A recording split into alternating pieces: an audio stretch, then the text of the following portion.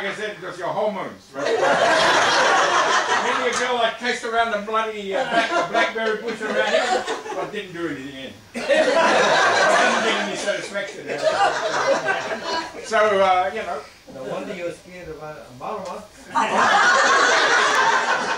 That was the only person that, you know, because she was a bit of a tonga. And man, we used to be bloody scared of that old queen. You know? I live next door to her. Yeah, I know. But you got enough time here you not to be frightened. I couldn't believe it.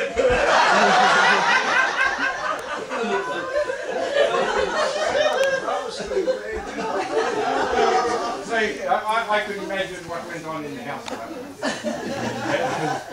And me, you know, I come back here and you know, I reminisce because here there was a big hole out here. I don't know whether you people remember it. It had frogs and tadpoles and all that, but they used to say, oh, they washed the two papa. But I don't know whether that's true or not. They scared the shit out of us anyway. And we sold our old Tupuna Yehu, Toey's house from up here down to the bottom here, down to the foot of the hill here. And I remember the old funny hui was, it used to sag, it was sagging, you know? Yeah. It was sagging, eh? And man, well, we used to have a bloody toilet about 100 yards from the house. And when you had the shits, man, you had to wake the younger ones up for a meet. And run like hell. And if you had bloody diarrhea, well, it was like a fart with a fluid.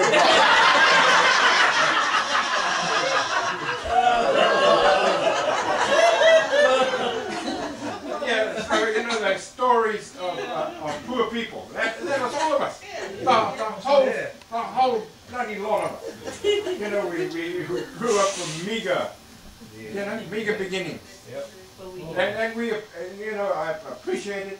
I spoiled my children. You know, we used to go, oh, tiki na koto mako to the Itapani. We used to go, this is the translation. Go and get you fellas a kutai shell from the bank, you know, from the rubbish bin, from the rubbish bank. Because those were our spoons, the kutai shells. You know? So I spoiled my children. I gave them everything that I didn't have. And I think, fortunately, my kids are bloody good kids. And, but I still think, you know, we appreciate more what we have today.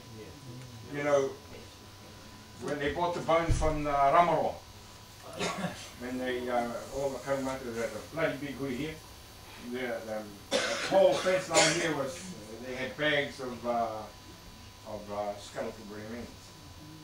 And you know, about a week, the hui went on for about a week. We'll take that chair as tapu.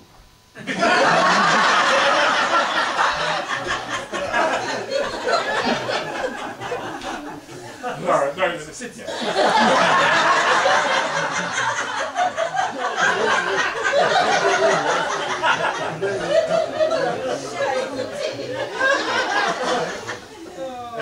And I think we grew to laugh at ourselves. Yes. You know, I think that's what kept us sane through a huge, I suppose, a huge shift. You know, from when we were growing up as kids. Yeah, there's more stories. I'm sure you people got more stories. But I didn't learn anything in school. I'm pretty sure of that. Perhaps it was my fault, and I said I'm not into the blaming game because I've done all right over the years. I've you know, mixed with, I've gone into high places, and I still travel around New Zealand, so I can't say my teachers were no good. It was me that was no good. So you know, to everybody, to the teachers that made us who we are. I think we need, you know, I say thank you to them. The only ones that I could remember is Mr. Hill and Mr. Moody. And perhaps today, you know, bring back other memories of the other teachers. But I know some of the buggers could strap. You know, and bloody super tech is bloody sore up your arm. You know, and never think.